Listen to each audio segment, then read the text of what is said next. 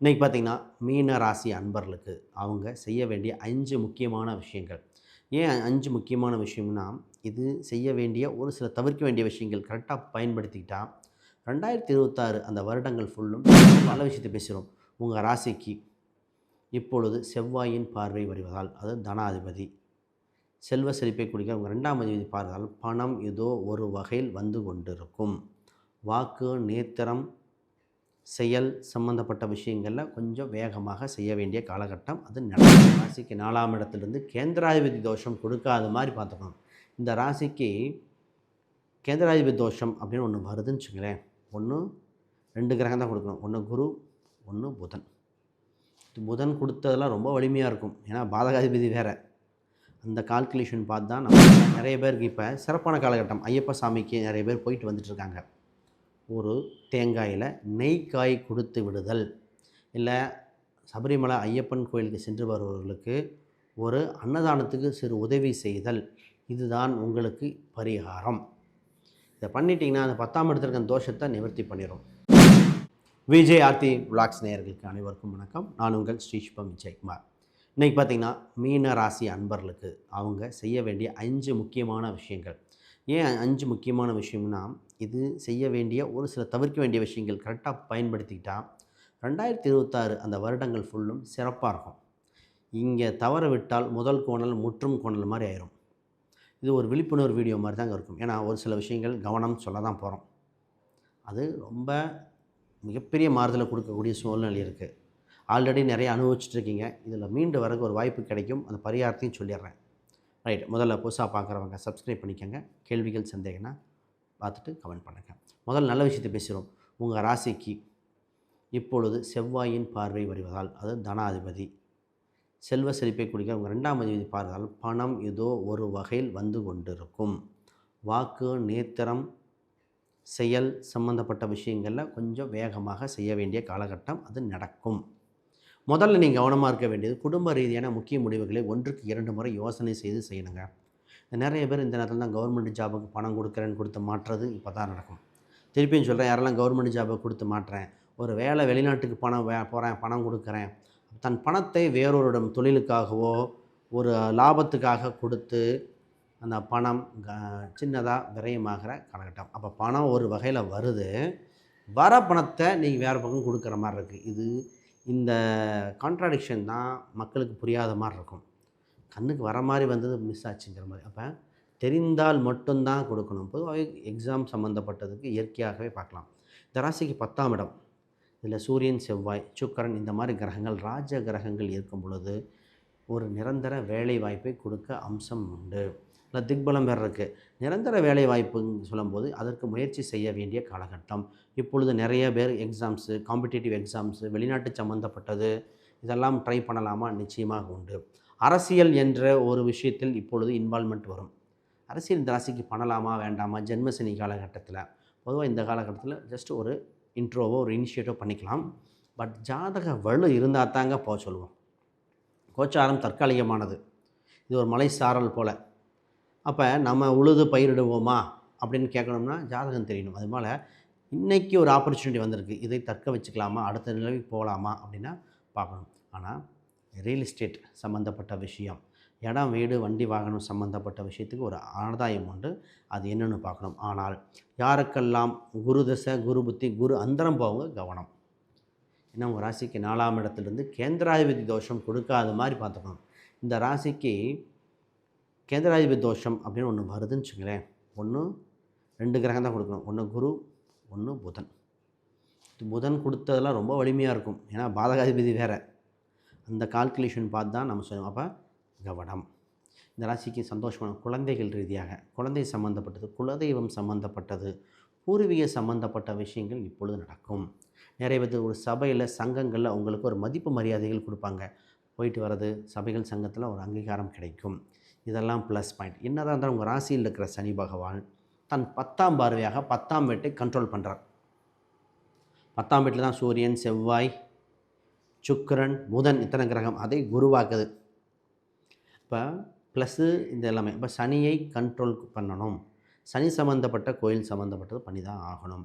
நிறைய பேர்த்துக்கு சனி செவ்வாயெல்லாம் பார்க்கும்போது ஐயப்பன் வழிபாடு நல்லாயிருக்கும், காவல் தெய்வ வழிபாடுகள் நல்லாயிருக்கும். இதை மட்டும் பண்ணிக்கங்க. இது பண்ணிக்கிட்டிங்கன்னா மற்றதெல்லாம் ப்ளஸ். அப்போ நிறைய பேருக்கு இப்போ சிறப்பான காலகட்டம். ஐயப்ப சாமிக்கு நிறைய பேர் போயிட்டு வந்துட்டுருக்காங்க. ஒரு தேங்காயில் நெய்க்காய் கொடுத்து விடுதல், இல்லை சபரிமலை ஐயப்பன் கோயிலுக்கு சென்று வருபவர்களுக்கு ஒரு அன்னதானத்துக்கு சிறு உதவி செய்தல், இதுதான் உங்களுக்கு பரிகாரம். இதை பண்ணிட்டீங்கன்னா அந்த 10ஆம் இடத்துல இருக்க தோஷத்தை நிவர்த்தி பண்ணிடும். பேசுவோம். சார், உங்களுக்கு கமிஷன் வகையில் ஒரு பணம் வர வேண்டியது, உழைக்காத வருமானம் வர வாய்ப்பு உண்டு. இதில் பார்த்திங்கன்னா செக் லீஃபு சம்மந்தப்பட்டது, இஎம்ஐ சம்மந்தப்பட்டது ஒரு லாபம் கிடைக்க வேண்டிய காலகட்டம். இன்சூரன்ஸு ஃபிக்ஸ்டு டெபாசிட், இது வேலை ரோலிங் ஆகும் பாருங்கள். இன்சூரன்ஸு ஃபிக்ஸ்டு இதெல்லாம் உங்களுக்கு ப்ராஃபிட்டாக பயன்படுத்திக்க வேண்டிய காலகட்டம். இது கவனம். நிறைய மாணவர்கள் வெளிநாட்டுக்கு போகலாமா, நிறைய பேர் பார்த்திங்கன்னா வெளிநாட்டுக்கு ஜாப் ட்ரை பண்ணுறேன், பிஸ்னஸ் பண்ணுறேன்னு எண்ணங்கள் வரும்.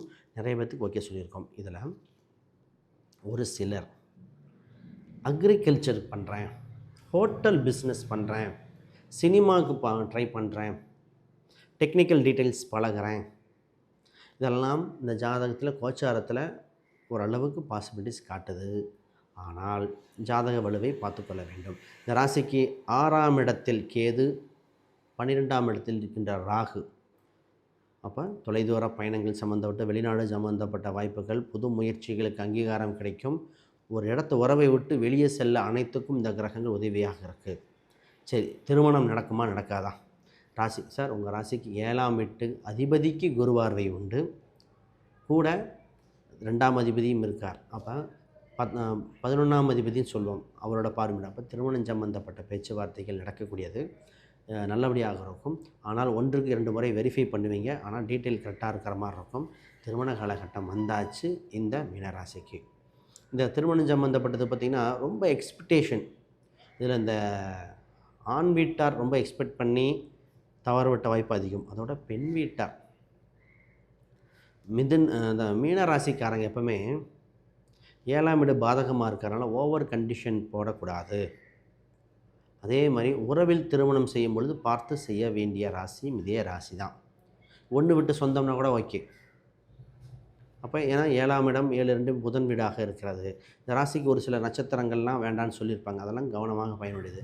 இப்போ திருமணம் உண்டு. திருமணத்துக்கு இந்த ராசிக்கு திருமண நாள் தான் வாழ்க்கையை நிர்ணயிக்கும். திருமண நாள் இந்த ராசிக்கு 7ஆம் வீட்டையோ, இல்லை இந்த ராசி அதிபதி உங்களுக்கு ஜாதகத்தில் இருக்கிற ஆணாக இருந்தால் சுக்கிரன், பெண்ணாக இருந்தால் செவ்வாய், கோச்சாரத்தில் கெடாத நிலையில் போடணும்.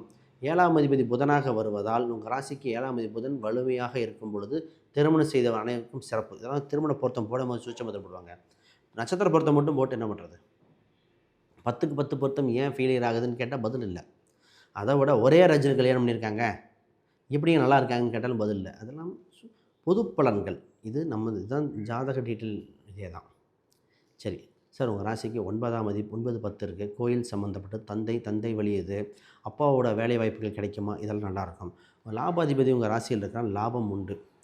அப்போ லாபம் சம்மந்தப்பட்ட முயற்சிகள். இப்போ பிஸ்னஸ் சம்மந்தப்பட்ட எதாவது பண்ணாலும் ப்ராஃபிட்டை கொஞ்சம் குறைக்கணும். இப்போ 100 ரூபாய்க்கு சேல்ஸ் பண்ணுற பொருளை நீங்கள் ஒரு 95 ரூபாய்க்கு, இல்லை 97, இந்த மாதிரி சின்ன ஒரு 2-3 ரூபாய்க்கு குறைத்து விளம்பரத்தை இன்க்ரீஸ் பண்ணும்பொழுது நிச்சயமாக நம்பர் ஆஃப் பீப்புளை இன்க்ரீஸ் பண்ணிடணும். சனி என்றால் பொதுஜன மக்கள், ஒரு குறிப்பிட்ட பண வசதி குறைந்தவங்கன்னு அர்த்தம். ஏன்னா சனிக்கு வருமானம் இதாக இருக்கும். சூரியன், குரு, சுக்கிரன் அளவு சொல்ல மாட்டோம். அப்போ வருமானம் அளவாக இருக்கிற மிடில் கிளாஸ், மீடியம் கிளாஸ் பீப்புளுக்கு கீழே டார்கெட் பண்ணிங்க அப்படின்னா நிச்சயமாக உங்களுக்கு வருமானம் சூப்பராக இருக்கும். சரி, ஹெல்த்து, ஸ்கின் சம்மந்தப்பட்டது பார்ப்போம். அதுக்கு முன்னாடி யாருக்கா ஜாதகம் பிரசனம் பார்க்கணுன்னா தொடர்பு கொள்ளுங்கள். புக்கு பப்ளிஷ் பண்ணியிருக்கேன், அதை பற்றி நான் திருப்பி சொல்கிறேன். இப்போ ஹெல்த் வைஸ் சார், உங்களுக்கு வெப்பம் சம்மந்தப்பட்டது கவனம், கால், மூட்டு, ரத்த சம்மந்தப்பட்டது டிஃப்ரென்ஸ் உண்டு. ஒரு சிலருக்கு இந்த இதயம் சம்மந்தப்பட்ட, கொலஸ்ட்ரால் சம்மந்தப்பட்டது நிறைய பேருக்கு லைட்டாக வேரியேஷன் காட்டுது. அது என்னென்னு பார்க்கணும். ஏதோ ஒரு பாதிப்பு வந்தால் ஜாதக ரீதியாக பார்த்து. கேன்சர் நிறைய பேர் க்யூர் ஆகிறதுக்கு நிறைய பரிகாரம் கொடுத்துருக்கோம் இந்த ராசிக்கே. நான் நிறைய பேர்த்துக்கு இப்போ கேன்சர் சம்மந்தப்பட்டது அதனமோ சுகர் மாரி ஆகி போச்சு. நானே ஒரு மாதத்துக்கு பார்த்தோன்னா 6-7 ஜாதகம், அது குறிப்பிட்ட நட்சத்திரம் கிரகங்கள் எடுத்து இந்த ஹாஸ்பிட்டலுக்கு போங்க, இந்த டாக்டரு, இந்த கோயிலுக்கு போங்கன்னு சொல்லி நிறைய பேருக்கு க்யூர் பண்ணியிருக்கு. இப்போ ஒரு ஸ்கேன்லேருந்து இன்னொரு ஸ்கேனில் வராமல் கூட இருந்திருக்கு.